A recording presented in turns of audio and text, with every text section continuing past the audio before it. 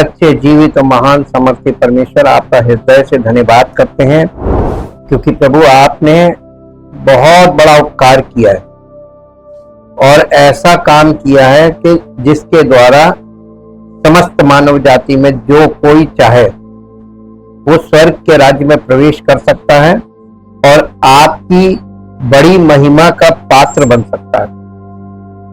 आपने प्रभु अपने पुत्र के बलिदान के द्वारा हर एक मनुष्य के लिए स्वर्गीय राज्य में प्रवेश के लिए द्वार खोला है। इसीलिए तो यीशु मसीह ने कहा कि द्वार मैं हूं, बिना उसके कोई परमेश्वर के राज्य में प्रवेश कर ही नहीं सकता। प्रभु, हम आपका हृदय से धन्यवाद करते हैं सुसमाचार के लिए, हृदय से धन्यवाद करते हैं आपके पवित्र वचनों के लिए, और प्रभु धन्यवाद करते हैं पवित्र आत्मा के लिए जो सत्य का आत्मा है और जिसके बिना हम परमेश्वर के वचन को में से सत्य प्राप्त नहीं कर सकते। वो हमें वचन का सत्य देता है। प्रभु, हम आपका हृदय से धन्यवाद करते हैं जितने लोग हमारे साथ यहाँ पर इस आराधना में और इस अध्ययन के समय में उपस्थित हैं, शामिल हैं। हर एक की बुद्धि में प्रभु आपकी पवित्र आत्मा कार्य करे और हमारे हृदय की कड़ाई को दूर करके हमारे हृदय को मुलायम बनाए, ताकि ये वचन हमारे हृदय में कार्य कर सके और प्रभु हमारे जीवन में वो उद्धार आए जो आपके द्वारा हमें प्राप्त होता है। हम अपने कार्यों से तो प्राप्त नहीं कर सकते, ना हम पैसों से खरीद सकते हैं। ये आपके द्वारा हमें मिलता है। ये वरदान हर एक को पश्चाताप का वरदान मिले, हर एक को नए जन्म प्राप्त करने का अवसर मिले, जिससे इन सब का जीवन आपकी महिमा का कारण बने। सारी महिमा आपको मिले। इस प्रार्थना को प्रभु यीशु मसीह के पवित्र नाम से आमीन। सबको जय मसीह की। हम परमेश्वर का बहुत धन्यवाद करते हैं। सबसे पहले हम लोग आज किस विषय पर अध्ययन करेंगे, इस बात पे हम लोग थोड़ा सा ध्यान देंगे। परमेश्वर के वचन से प्रकाशित वाक्य और उसका 3 अध्याय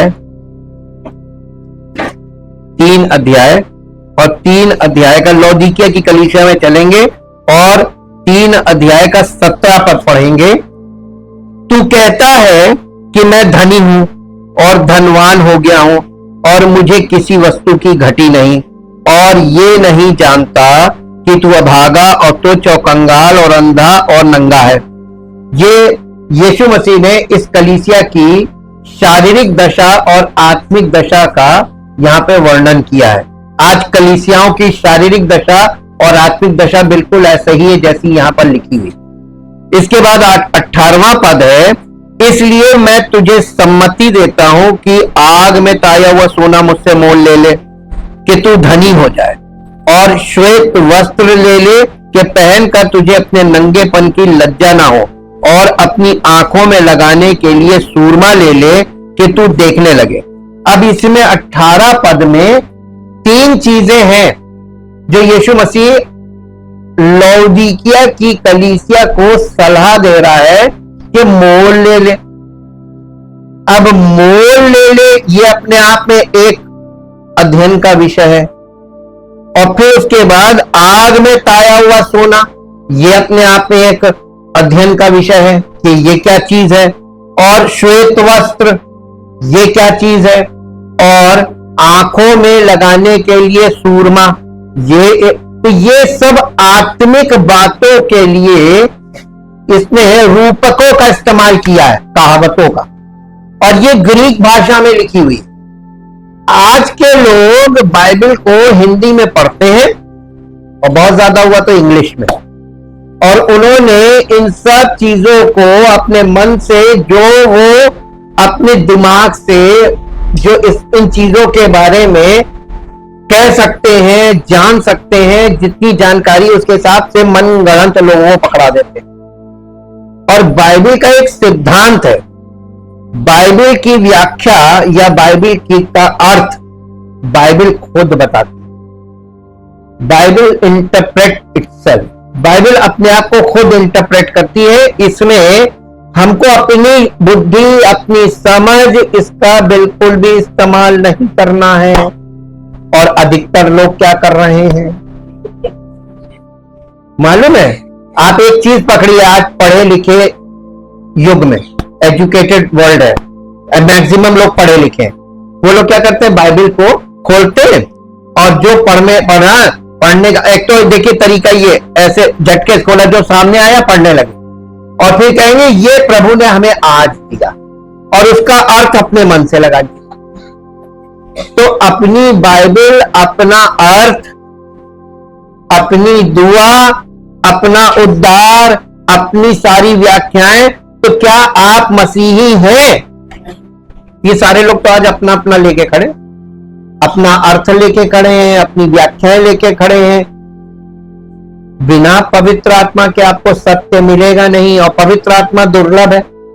आप अपने तरीके से पवित्र आत्मा प्राप्त नहीं कर सकते।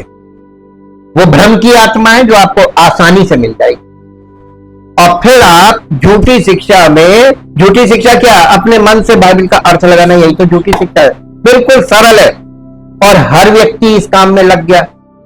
जबकि परमेश्वर अपना कार्य खुद करता कैसे, जिसको वो चुनता है पहले तो उसको भट्टी में तपाता है,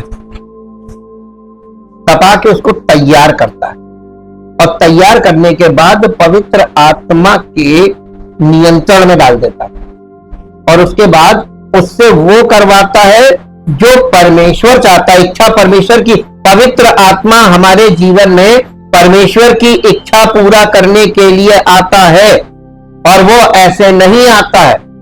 वो पिता की ओर से यीशु मसीह के निवेदन से, यानी जब यीशु मसीह पिता से निवेदन करेगा कि हाँ इसको, द्वार तो यीशु मसीह, और पिता की ओर से मिलेगा। यीशु मसीह ने क्या कहा था, सत्य का आत्मा जो पिता की ओर से मिलता है, और वो प्रतिज्ञा है, प्रतिज्ञा का मतलब प्रॉमिस, और वो प्रॉमिस परमेश्वर की इच्छा और योजना के अंतर्गत पूरा होगा, आपके तौर तरीकों से नहीं होगा। ये दुर्लभ चीजें हैं, इनको तो आज हम लोग आग में ताया हुआ सोना, इसके विषय में हम लोग आज ध्यान से अध्ययन और मनन करेंगे। और सब लोग अपना अपना मोबाइल फोन स्विच ऑफ कर दें, क्योंकि मोबाइल फोन बजना परमेश्वर की उपस्थिति में ये डिसिप्लिन नहीं है। अनुशासन होना चाहिए, और आपको इतना अनुशासित होना चाहिए कि जब आप एंटर करते हैं तो आप ये काम जरूर करें, पहला काम। और इसलिए क्योंकि परमेश्वर को आदर देने का मतलब क्या है, आपका दिमाग चारों तरफ घूम रहा है, आप परमेश्वर का आत्मा आपसे बात कर रहा है, तो आप अनादर कर रहे हैं कि नहीं कर रहे? ये अनादर करना ही अपने स्वभाव से, आप पहला सब्जेक्ट है, आप उसका आदर करना शुरू करो, तब परमेश्वर का कार्य आपके जीवन में शुरू होगा। हम लोग आज आग में ताया हुआ सोना मुझसे मोल ले ले, इसके विषय में कि ये क्या चीज है, इस रूपक का अर्थ क्या है ना कठिन सर? ये क्या चीज है? प्रकाशित वाक्य की पुस्तक में सोने के लिए ग्रीक भाषा में 3 शब्द हैं। ग्रीक भाषा में इसके 3 शब्द हैं।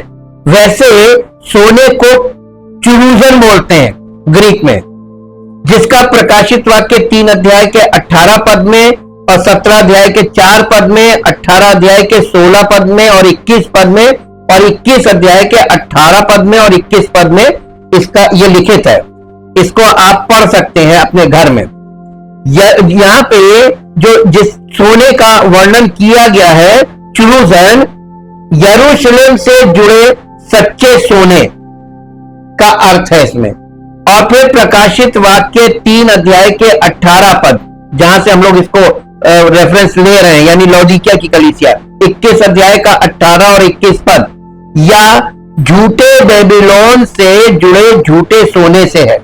ये यहां पे इसका मतलब क्या है मालूम? यरूशलेम से जुड़े सच्चे सोने से इसका मतलब है। और प्रकाशित वाक्य 17 अध्याय का 4 पद और 18 अध्याय का 6 पद को यहां पे जो सोना लिखा है, ये झूठे बेबीलोन से जुड़े झूठे सोने से है। और इसके बाद ये दर्शन के लिए किया जाता है, ये दर्शाने के लिए किया जाता है। प्रकाशित वाक्य के ये दो चीजों को दर्शाता है। एक सोना जो बेबीलोन से जुड़े झूठे सोने से को दिखाता है, और एक है यरूशलेम से जुड़े सच्चे सोने को दिखाता है। तो दो प्रकार का सोना है। आप पूरी दुनिया की सारी किताबें पढ़िए, आपको दो प्रकार का सोना कभी नहीं बता, किसी रिलीजियस बुक में ये चीज नहीं है।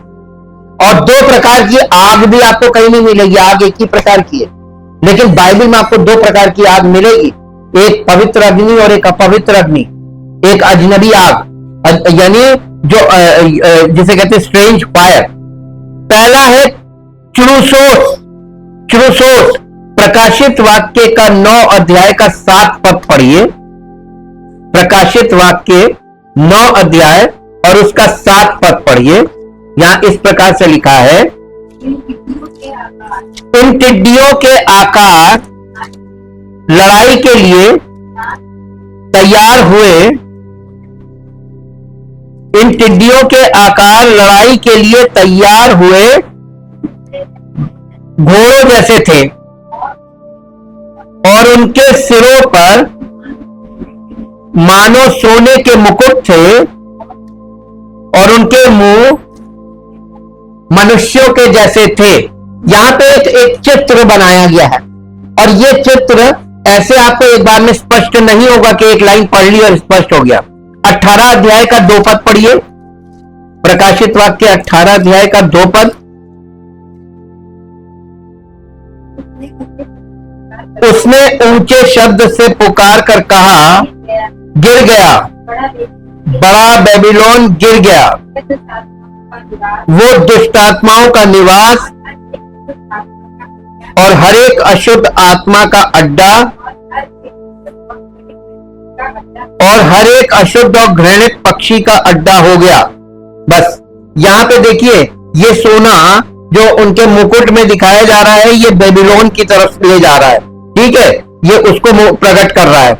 इसका उपयोग राक्षसी टिड्डियों पर मुकुटों के नकली सोने और रहस्यवादी बेबीलोन द्वारा व्यापार किए गए नकली सोने को दर्शाने के लिए किया जाता है। ये चुरूसोस नए नियम में कहीं और नहीं, नए नियम में कहीं और ये या तो पैसे को, यानी चुरूसोस नए नियम में कहीं और या तो ये पैसे को, जैसे मत्ती रचित सुसमाचार 2 अध्याय, मत्ती रचित सुसमाचार का 2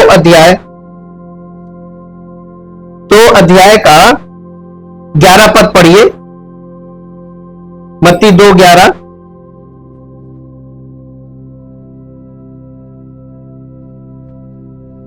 मत्ती रचित सुसमाचार 2 अध्याय 11 पद। उन्होंने उस घर में पहुंचकर उस बालक को उसकी माता मरियम के साथ देखा और मुंह के बल गिरकर बालक को प्रणाम किया और अपना अपना थैला खोलकर उसको सोना मूल्यवान, यहां पर ये धन के रूप में दिखाया जा रहा है। चुरूसोस इसका पहला ग्रीक शब्द है, चुरूसोस, इसको ये दिखा रहा है कि उन्होंने उसको ये फिजिकली जो सोना है ये भेंट किया। 10 अध्याय, मत्ती 10 अध्याय उसका 9 पद पढ़िए। 10 अध्याय का 9 पद।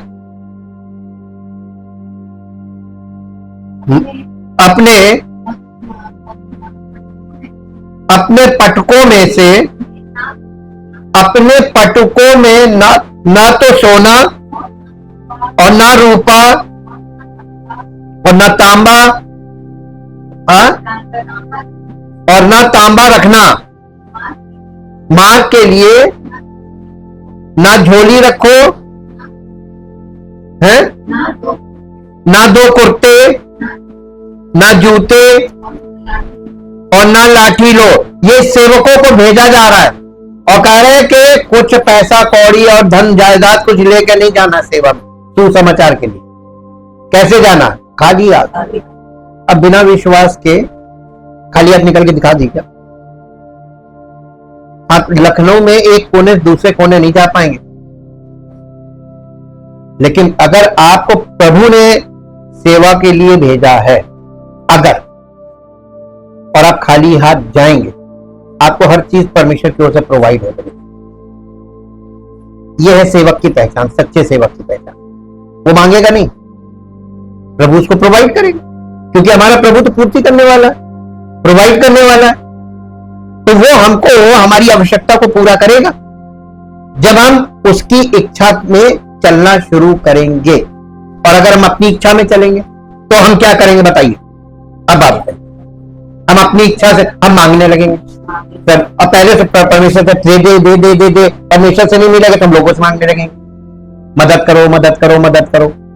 ये हो रहा है ना, ये सच्ची मसीहत नहीं है, न सच्चे सेवक हैं जो ऐसा कर रहे हैं।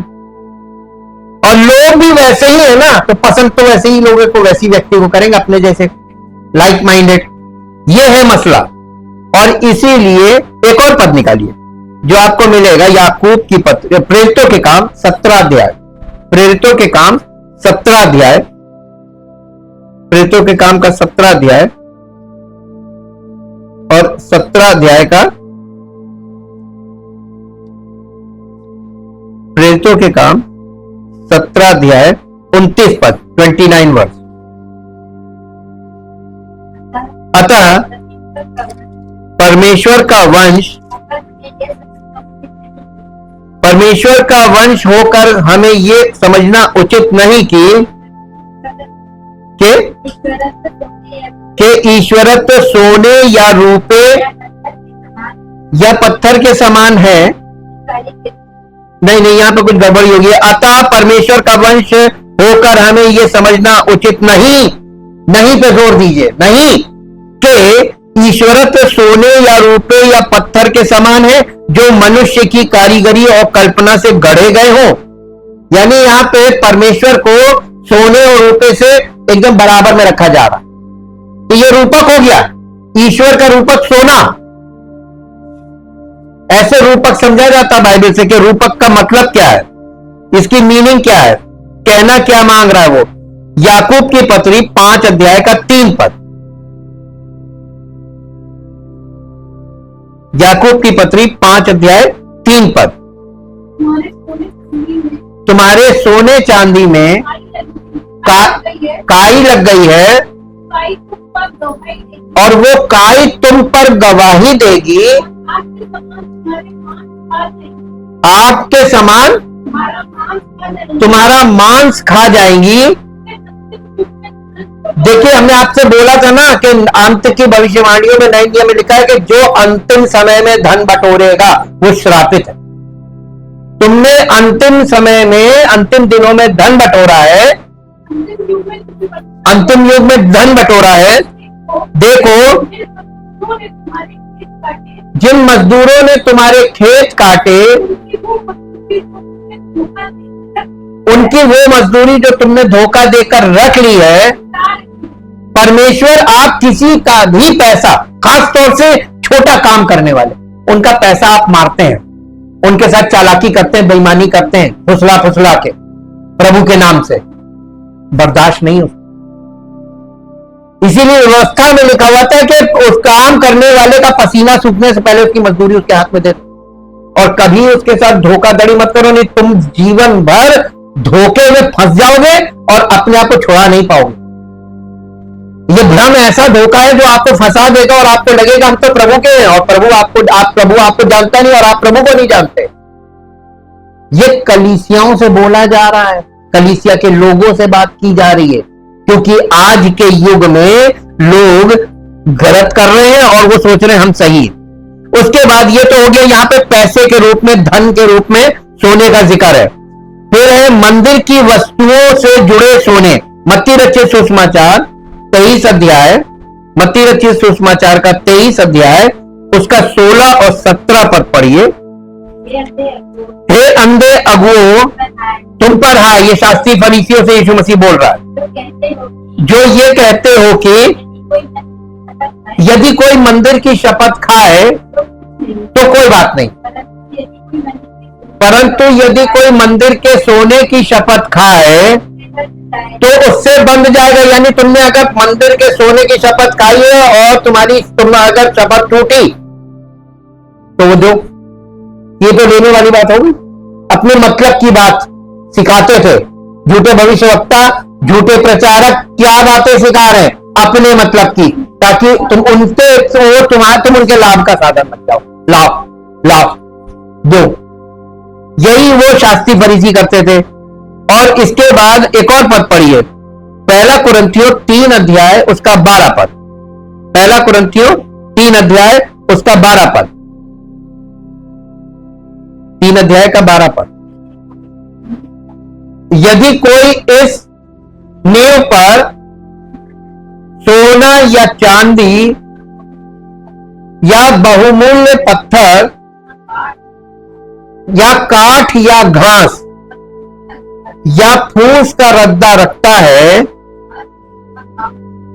तो हरेक का काम प्रकट हो जाएगा। ये कलीसिया में सेवकाई कर रहे हैं, ये लोग किस प्रकार का रद्दा रख रहे हैं, यानी किस प्रकार की शिक्षा दे रहे हैं। यहां पे यानी मसीह की शिक्षा को, परमेश्वर के वचन की शिक्षा को काठ, यानी कहां से शुरू है? सोना चांदी, सोने या चांदी के रद्दे लगा रहे हैं,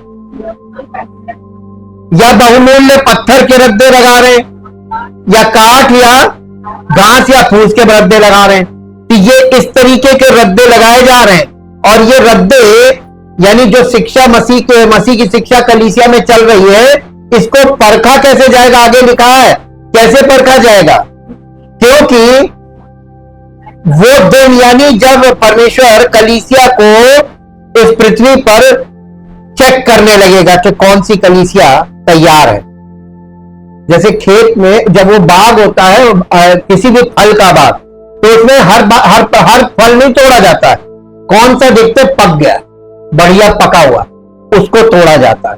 वैसे ही वो कलीसियाओं को जब चेक करेगा, आग से चेक करेगा, ये परखने वाली आग है, और वो आग उसको परखेगी कि ये कलीसिया यहां पे सही शिक्षा थी या यहां पे झूठी शिक्षा थी। कलीसिया के लोगों के चाल चलन, कलीसिया के लोगों के व्यवहार, कलीसिया के लोगों, यानी कलीसिया को जांचने के लिए कलीसिया की शिक्षा क्या है यह जांचेगा। कहां से शिक्षा दी जा रही थी, कौन सी शिक्षा थी। अब आप यहां पे देख लीजिए कि प्रभु बिना परखे सेलेक्ट नहीं करे। बड़े बड़े बिल्डिंग बना लो, चाहे कुछ कर लो, लेकिन वो तुम अपने फायदे के लिए कर रहे हो। फिर एक और दूसरा मीनिंग है चूसोस। चूसोस ये एक विशेषण है, ये सोने के लिए वर्ड यूज किया गया ग्रीक में। ये एक विशेषण है सुनहरा, जिसका अर्थ है या तो सोने की दीवट, जैसा कि प्रकाशित वाक्य उसका पहला अध्याय और उसका 12 पद पढ़िए। पहले 12 पद, पहला अध्याय का 12 पद। यहां इस प्रकार से लिखा है, प्रकाशित वाक्य पहला अध्याय 12 पद। तब मैंने उसे जो मुझसे बोल रहा था देखने के लिए अपना मुंह फेरा, और पीछे घूमकर मैंने सोने की 7 दीवटें देखी। क्या देखा? जो दीवट से प्रभु यीशु मसीह का जो चिन्ह है वो दीवट है। और आपको मालूम है, अब हम आपको एक विशेष बात बताते हैं। कलीसियाओं के बाहर का जो चिन्ह है ऊपर वो है क्रूस, लेकिन कलीसिया के अंदर का जो चिन्ह है वो है दीवट। ये सत्य का प्रकाश अंदर होना चाहिए और बाहर क्रूस। जैसे हमारा जीवन, ये शरीर जो है ये क्रूसीफाई हो चुका है, प्रभु को चढ़ गया, ये क्रूसीफाई बलिदान हो गया, जीवित बलिदान बनना, और हमारे अंदर प्रभु के सत्य की ज्योति होनी चाहिए। तो ये इस तरीके से आप देखेंगे, तब आप सच्ची कलीसिया के सच्चे हिस्से माने जाएंगे, प्रभु का आत्मिक देह का अंग माने जाएंगे।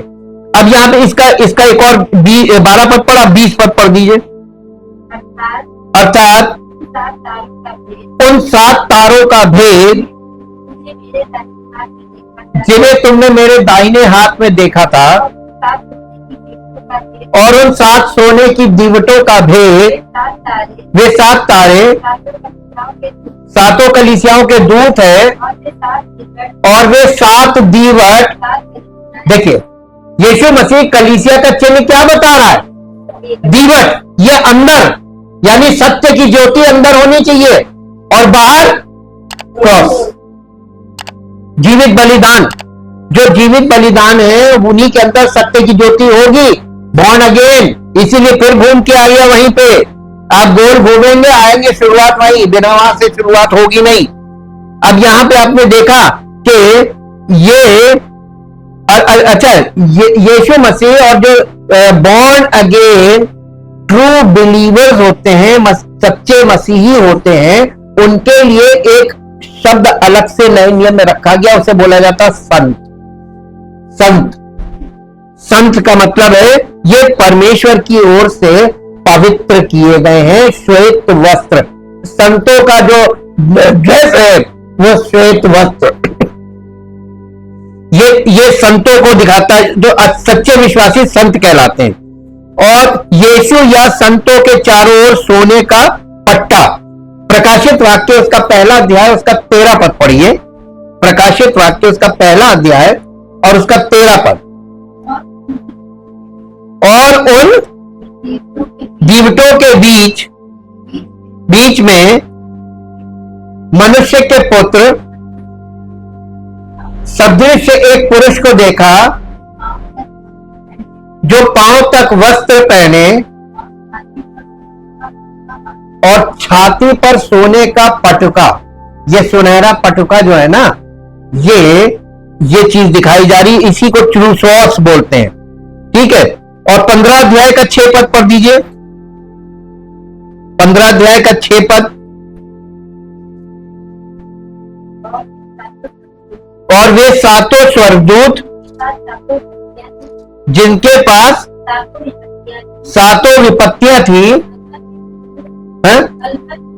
मलमल के शुद्ध और चमकदार वस्त्र पहने और छाती पर सोने की पट्टियां बांधे, मंदिर से निकले। देखिए सुनहरा पटका बांधे हुए मंदिर से निकले। अब आप देखिए यहां पे कुछ दिखाया जा रहा है, अभी आपको ये अभी भी नहीं समझ में आ जाएगा। प्रकाशित वाक्य का 4 अध्याय और उसका 4 पद पढ़िए। यहां पर सोने के कटोरे दिखाए गए। उस सिंहासन के चारों ओर 24 सिंहासन हैं और इन सिंहासनों पर 24 प्राचीन श्वेत वस्त्र पहने हुए बैठे हैं और उनके सिरे पर सोने के मुकुट है। प्रकाशित वाक्य 8 अध्याय का 3 पद पढ़िए। 8 अध्याय का 3 पद। फिर एक स्वर्गदूत सोने का धूपदान लिए हुए आया और वेदी के निकट खड़ा हुआ। 15 अध्याय का 7 पद पढ़िए। प्रकाशित वाक्य 15 अध्याय 7 पद। तब उन चारों प्राणियों में से एक ने उन 7 स्वर्गदूतों को, परमेश्वर जो युगान युग जीवता है, के प्रकोप से भरे हुए, परमेश्वर के प्रकोप से भरे हुए सोने के 7 कटोरे दिए। ये देखिए 7 कटोरे आ गए यहां पर। प्रकाशित वाक्य 9 अध्याय का 13 पद पढ़िए।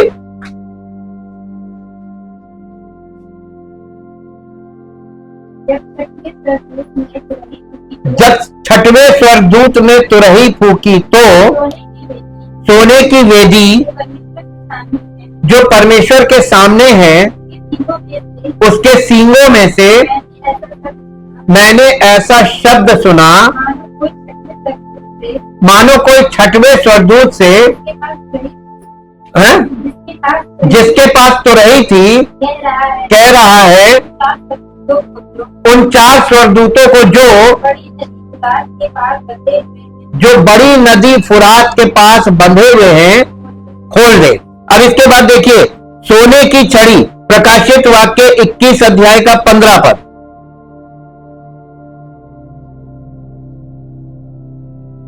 21 अध्याय 15 पद। जो मेरे साथ बातें कर रहा था, जो मेरे साथ बातें कर रहा था, उसके पास नगर और उसके फाटकों उसके पास नगर और उसके फाटकों और उसकी शहर पनाह को नापने के लिए और उसकी शहर पनाह को नापने के लिए एक सोने का गज एक सोने का गज था। वो नगर वर्गाकार बचा हुआ स्क्वायर था, वो नगर वर्गाकार बसा हुआ था और उसकी लंबाई चौड़ाई के बराबर थी। यहाँ पर सोने की छड़ी दिखाई जा रही, गज नापने का गज, सोने की छड़ी। ठीक है, 2 बार ये जो हम लोगों ने 21-15 पढ़ा है, 2 बार इसका उपयोग बेबीलोन से जुड़ी किसी झूठी बात के लिए किया गया है। प्रकाशित वाक्य 9 अध्याय 20 पद पढ़िए। प्रकाशित वाक्य 9 अध्याय का 20 पद। 9 अध्याय का 20 पद। सोना सोना सोना, हम आपको सोना दिखा रहे हैं, लेकिन 2 प्रकार का सोना है। बाकी मनुष्यों ने जो उन मरियों में ना मरे थे,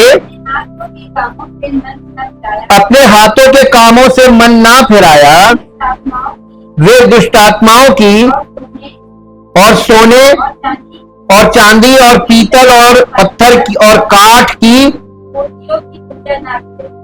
पूजा ना करे, जो ना देख ना सुन ना चल सकती है। अब यहाँ पे देखिए वही चीजें आई हैं जो हम लोगों ने पहला कुरिन्थियों 3 अध्याय में पढ़ी थी।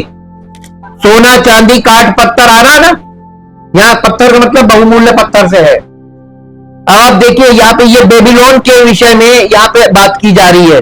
ये धन बेबीलोन का धन है। 17 अध्याय प्रकाशित वाक्य का 17 अध्याय और 17 अध्याय का 4 पद। ये स्त्री बैंगनी और लाल रंग के कपड़े पहने थी और सोने और बहुमूल्य मणियों और मोतियों से सजी हुई थी और उसके हाथ में एक सोने का कटोरा था जो घृणित वस्तुओं से। अब आप देखिए ये बड़ी वेश्या, ये लौदीकिया की कलीसिया में जो आया है कि मैं बहुत अमीर हो गई हूं, सोने का कटोरा। लौदीकिया की कलीसिया की हालत यहां पे दिख रही, पैसे से भरपूर। बैंगनी वस्त्र का मतलब अब तो मैं शासन कर रही हूं, मैं रानी बन गई हूं। ये कलीसिया का वो रूप है कि कलीसिया खुद काम कर रही बिना यीशु मसीह। चंगाई मैं दे रही हूं, कलीसिया से लोगों को चंगाई मिल रही। आज प्रभु कहां है? सब जगह दुआएं हो रही है, दुआ से चंगाई हो रही है। कलीसिया में हो रहा का कलीसिया कर रही। लौदीकिया की कलीसिया को इसीलिए वो कह रहा था व्यापार कर रही है, आत्मिक व्यापार चल रहा है। वहां पे लोगों को चंगाई देना, लोग जिसके पास जो नहीं आओ हम देंगे, चढ़ावा चढ़ाओ, ये चल रहा है। अब तीसरा है चुरूसू। ये भी सोने के लिए ग्रीक वर्ड है चुरूसू। ये एक क्रिया है जिसका अर्थ है सोने से सजाना या मरना, अर्थात ये सोने का दिखावा करता है। लेकिन प्रकाशित वाक्य 17 अध्याय का 4 पद यहाँ पे आके फिट बैठता है। जब ये लिखा है ना, और अभी हम लोगों ने जो पढ़ा है 17 अध्याय का 4 पद, जब 17 अध्याय उसका 4 पद, ये स्त्री बैंगनी और लाल रंग के कपड़े पहने थी और सोने और बहुमूल्य मणियों और मोतियों से सजी हुई थी।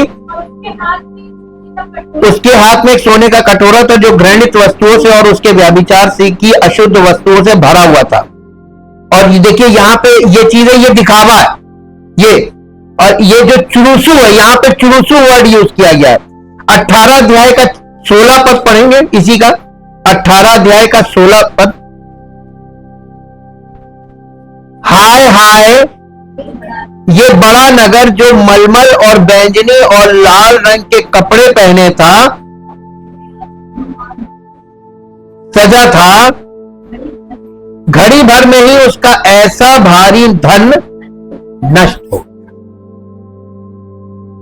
क्योंकि अंत के समय में धन एकदम यूं उड़ जाएगा चट से और सब गलत जगह जाएगा। अगर आपने प्रभु को अपनी भेंट ईमानदारी से नहीं दी और आपने जमा किया, वो सब चला जाएगा।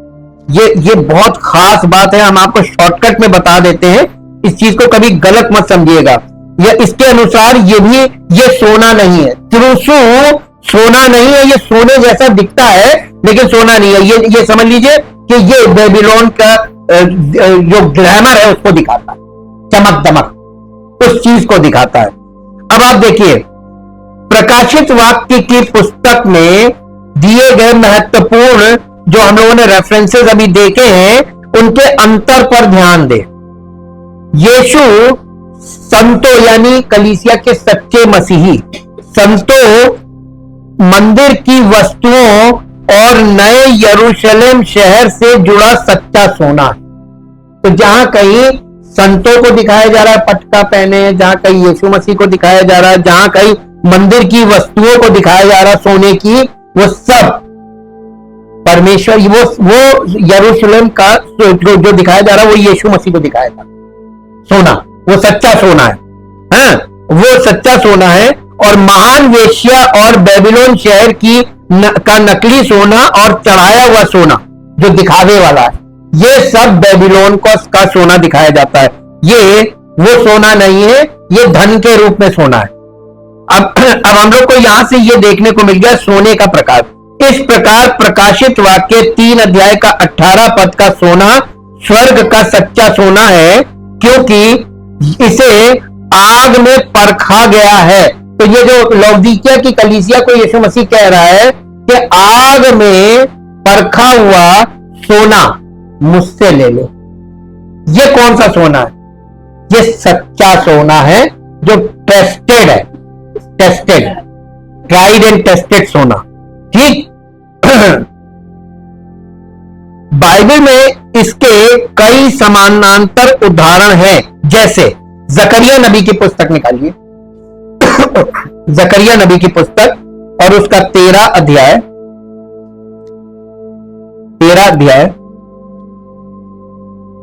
और 9 पद पढ़ेंगे। जकरिया 13, उस तिहाई को मैं आग में डालकर ऐसा निर्मल करूंगा जैसा रूपा निर्मल किया जाता है, नहीं, और ऐसा जांचूंगा जैसे सोना जांचा जाता है। वे मुझसे प्रार्थना किया करेंगे और मैं उनकी सुनूंगा। मैं उनके विषय में कहूंगा ये मेरी प्रजा है, और वे मेरे विषय में कहेंगे यहोवा हमारा परमेश्वर है। ये जो परमेश्वर जिन लोगों को यहां पे अप्रूव कर रहा है, वो उन लोगों को अप्रूव कैसे कर रहा है? जांच से होके गुजरना पड़ेगा। हर कलीसिया को, हर कलीसिया के मसीहों को तो शिक्षा बहुत इंपॉर्टेंट है। आपको कौन सी शिक्षा मसीह में दी जा रही है, क्योंकि आपको जब जांचा जाएगा, सच्ची शिक्षा होगी तो पास हो जाओगे, और झूठी शिक्षा होगी तो पास नहीं कर पाओगे। डुप्लीकेसी स्वर्ग में नहीं हो सकती, और कोई बहरूपिया वहां प्रवेश नहीं कर पाएगा कि दिखावा करने वाले लोग प्रवेश कर जाएंगे ना। कैसे जांचेगा? जैसे सोने को कैसे जांचा जाता? नहीं, कसौटी पे नहीं, वो तो चेक किया जाता है। उसको प्योर कैसे किया जाता है? शुद्ध आग, बिना आग में तपाए आप मसीही विश्वासी नहीं बन सकते।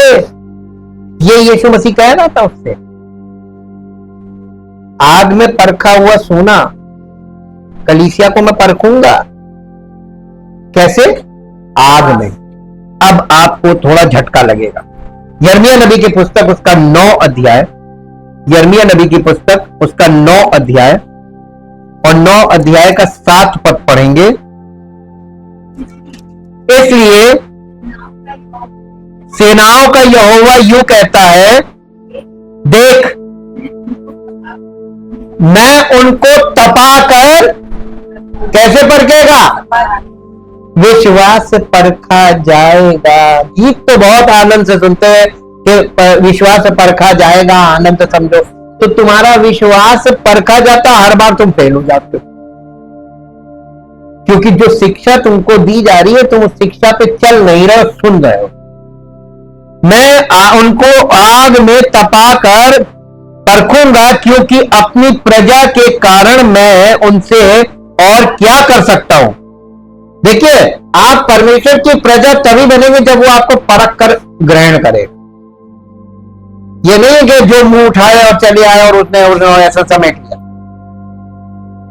वो जिससे प्यार करता है उसको उलाना और ताड़ना, उलाना का मतलब फटकारना और ताड़ना का मतलब पनिश करना, ये करता ताकि यही तो परखना है, यही तो आपको तपा रहा है। नीति वचन 17 अध्याय, नीति वचन 17 अध्याय 3 पद पढ़िए। चांदी के लिए कुठाली, सोने के लिए भट्टी होती है। सोना चांदी जो भौतिक वाला है वो तो भट्टी में शुद्ध किया जाता है, मनो को कौन शुद्ध करेगा? वचन के द्वारा आपके जीवन में तमाम परिस्थितियों में आपका विश्वास परखने के द्वारा। ये वचन आपके अंदर जा रहा है, इस वचन के आधार पर आप विश्वास कर रहे हैं या आप अपने आप को धोखा दे रहे हैं कि वचन तो सुन रहे, मान तो रहे नहीं, तो आपका विश्वास, आप फेल हो जाएंगे। विश्वास परखने के समय में आपका विश्वास फेल हो जाएगा। यशायाह नबी की पुस्तक, यशायाह नबी की पुस्तक 48 अध्याय, यशायाह 48 और उसका 48 अध्याय और उसका 10 पद। देख, मैंने तुझे निर्मल तो किया, परंतु चांदी के समान नहीं। मैंने कौन सी भट्टी है? वो जिसमें हमारे मनों को जांचेगा, हमारा विश्वास परखा जाएगा। अरे वही तो सब फेल हो जाते हैं, वही कुड़कुड़ाते हैं, वही उल्टी सीधी परमेश्वर को बोलने लगते, वही सारा खेल हो जाता है। और आप यहां से सुनते, यहां से निकालते और सोचते हम तो उसको मूर्ख बना ले जाएंगे। अरे तुम गलत जगह फंस गए, उसको तो मूर्ख बना ही सकते, खुद मूर्ख बन जाओगे। हालेलुया। कौन सी भट्टी है? दुख की भट्टी में परख कर तुझे चुन लिया है,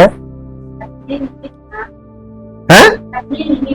अपने निमित्त, अपने लिए मैंने तुझे चुना है। इसलिए नहीं कि तुम मेरे पास आ जाओ अपनी इच्छा पूरी करे, मेरी इच्छा पूरी करेगा, और इसलिए परख रहा है कि तुम किसकी मर्जी के लिए। और मालूम कलीसिया में ज्यादातर लोग काय के आते हैं, सच, सिर्फ अपनी इच्छा पूरी करने के लिए, अपना मन की बात, और इसीलिए सबको मिलता नहीं।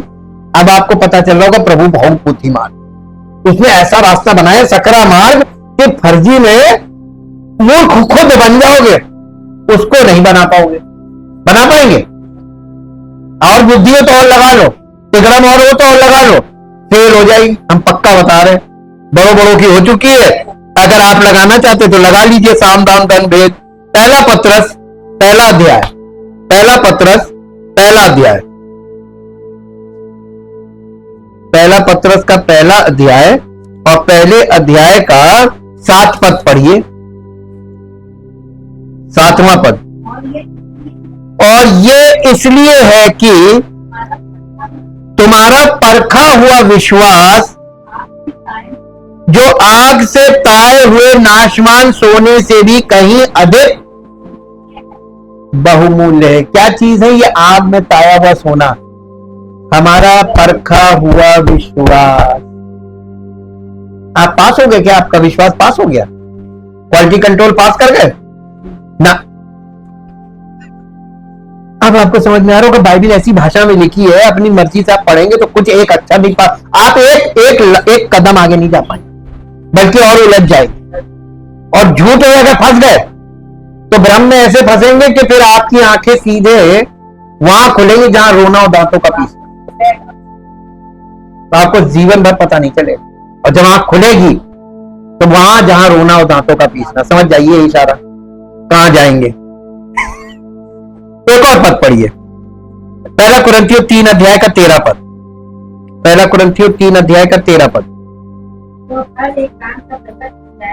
तो हर एक का काम प्रकट हो जाएगा, क्योंकि वो दिन उसे बताएगा। अंत के दिनों में ऐसी भयानक समस्याएं, महामारियां, विपत्तियां काहे के लिए आ रही? यही तो आग भड़का रहा है। इसी ने, इस भट्टी ने, जो अब आपको बताएं, परमेश्वर ने ये चीजें पुराने नियम में ये दर्शन रखे हैं।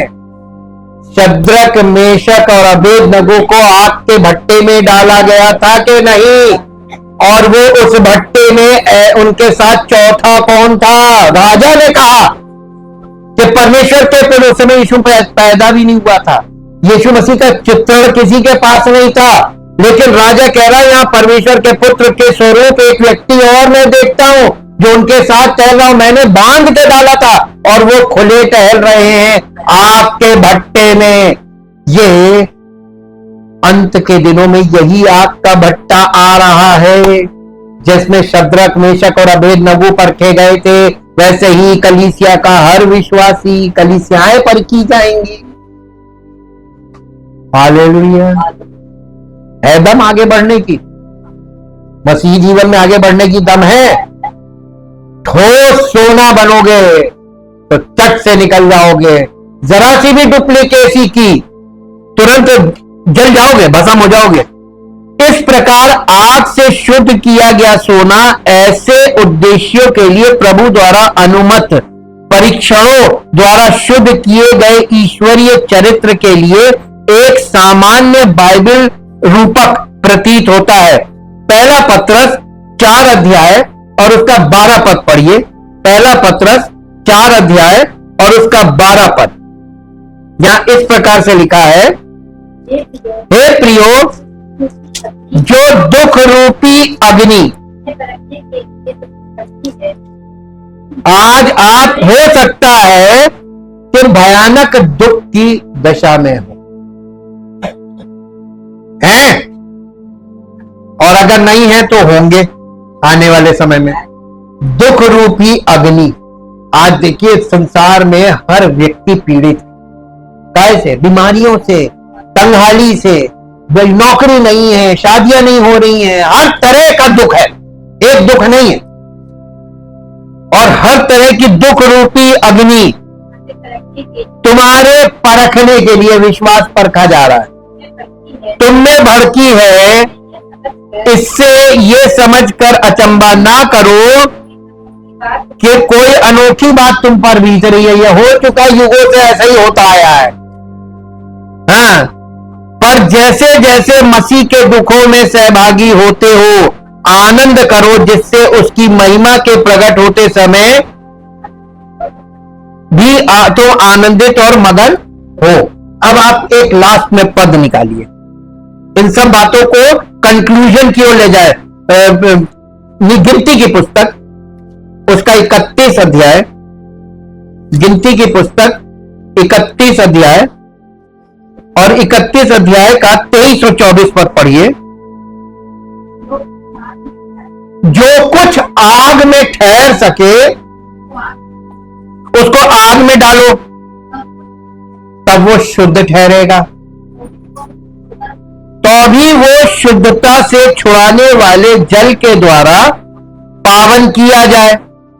परंतु जो कुछ आग में ना ठहर सके उसे जल में डुबाओ और 7वें दिन अपने वस्त्र को धोना, तब तुम शुद्ध ठहरोगे और तब छावनी में आना। ये आपको यहां पे जो पढ़ने को मिला ना, ये एक बहुत बड़े भेद की बात है। जब यीशु मसीह लौदीकिया की कलीसिया से ये कह रहा था कि आग में ताया हुआ सोना मुझसे मोल ले ले, इस सोने का मतलब वहां पर यह है कि शुद्धता की बात कर रहा था। उस पवित्रता और शुद्धता की बात जो परमेश्वर के वचन और परमेश्वर की सामर्थ के द्वारा, परमेश्वर की आत्मा के द्वारा हमारे जीवन में परखने के बाद डेवलप होती।